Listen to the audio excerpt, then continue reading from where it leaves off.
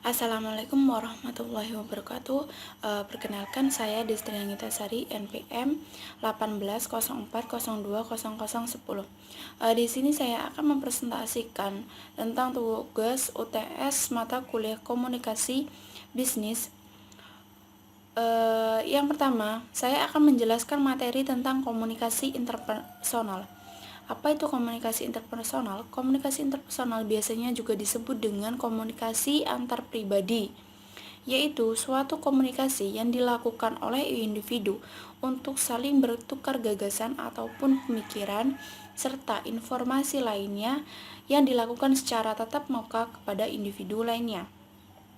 Jadi, komunikasi interpersonal adalah komunikasi yang dilakukan dalam suatu hubungan interpersonal antara dua orang atau lebih, baik itu secara verbal ataupun non-verbal, dengan tujuan untuk mencapai kesamaan makna.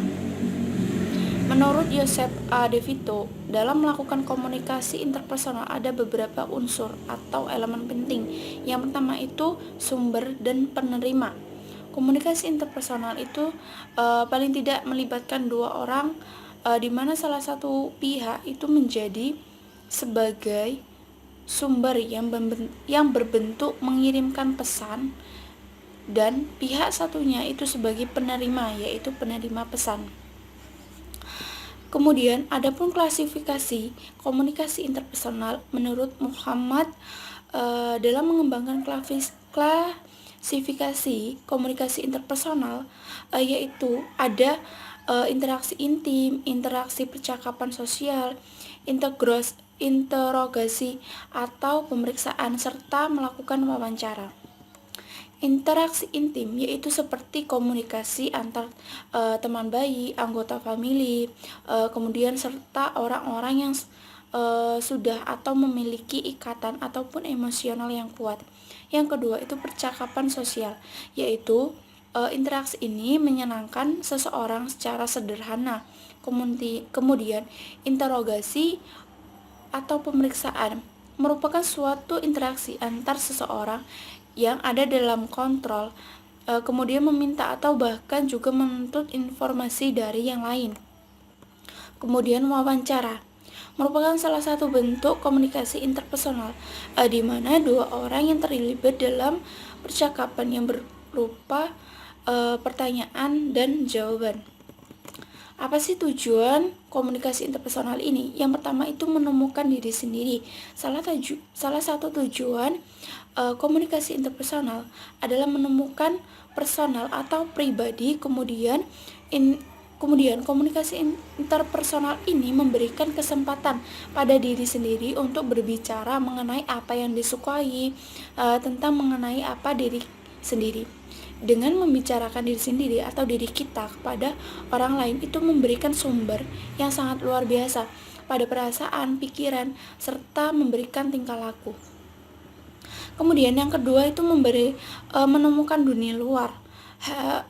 Hanya komunikasi interpersonal yang dapat memahami tentang diri kita sendiri serta orang lain yang sedang berkomunikasi dengan kita. Kemudian yang ketiga itu membentuk dan menjaga hubungan yang penuh arti. Salah satu keinginan orang lain yang paling besar merupakan bentuk serta memelihara hubungan kita dengan orang lain.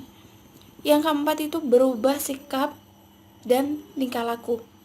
Banyak waktu yang dapat digunakan untuk mengubah sikap serta tingkah laku orang lain ketika kita melakukan pertemuan interpersonal. Kemudian yang 5 itu membantu para ahli kejiwaan, ahli psikologis, serta terapi menggunakan komunikasi interpersonal ini dalam kegiatan mereka untuk mengarahkan pasien atau kliennya. Hal ini dapat berguna membantu orang lain dalam interaksi. Baik, yang kedua di sini saya akan mengasumsikan ketika kita melakukan wawancara dan menceritakan diri kita dengan menggunakan komunikasi interpersonal. Perkenalkan, saya Destri Angitasari dari Lampung Tengah. Saya lulusan dari Institut Agama Islam Negeri Metro dari jurusan Akuntansi Syariah dengan IPK Cum Laude sebesar 3,90. Selama di dunia perkuliahan, saya aktif di organisasi, baik itu dalam kampus maupun luar kampus. Saya memiliki pengalaman kerja di perusahaan ABC sebagai manajer marketing, dan saya mampu bekerja secara tim maupun secara individu. Nah, kemudian yang ketiga, latar belakang pribadi.